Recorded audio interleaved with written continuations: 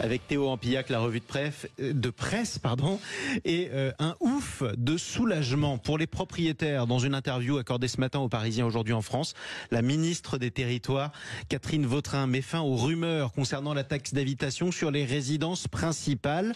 Non, la taxe d'habitation ne reviendra pas, les amis. C'est ça, ce chantier ne prendra pas la forme d'une nouvelle taxe, assure la ministre. Alors, page 9 du Parisien aujourd'hui en France, Catherine Vautrin se dit cependant prête à reprendre des travaux relatifs à la fiscalité qui avaient été commencés par des élus du comité des finances locales.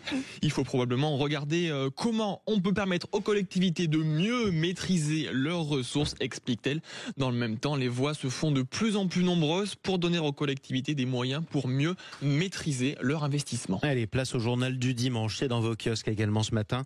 Un portrait saisissant, le portrait d'un ancien dealer qui vient au secours des quartiers de banlieue. Cet homme, il s'appelle Rodrigue Tandou, 42 ans. Il nous raconte comment il a sombré dans la délinquance dans son quartier de Bondy. Entre braquage, bagarre et trafic de drogue, sa vie change radicalement le jour où il rencontre 3 bonnes sœurs dans la cage d'escalier de son immeuble. L'une d'entre elles lui ouvre les portes de son église et à partir de là, le jeune homme décide de se repentir. Il crée alors sa propre association pour favoriser les rencontres entre les chefs d'entreprise des quartiers aisés et les caïds qui veulent s'en sortir. Les premiers aident les seconds à créer leurs entreprises et les caïds, eux, de leur côté, font en sorte de changer la vision sur les jeunes des quartiers. Bon, écoutez, ça nous redonne le sourire, cette nouvelle. On revient dans le Parisien aujourd'hui en France, Théo.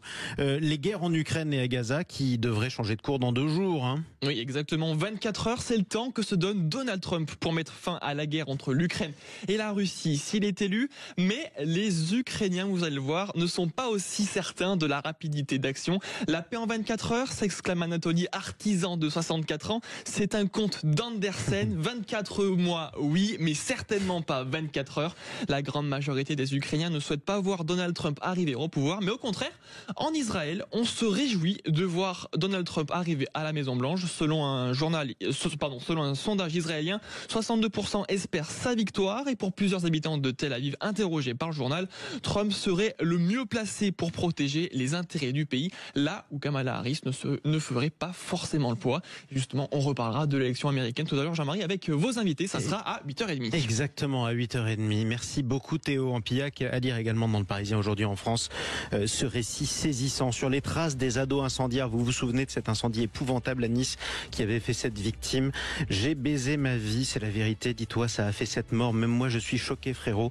Celui qui dit ça, il a 17 ans. C'est lui qui a mis le feu à la porte et c'est ce qui a causé ce carnage. C'est absolument saisissant à lire. Merci à vous Théo Ampillac.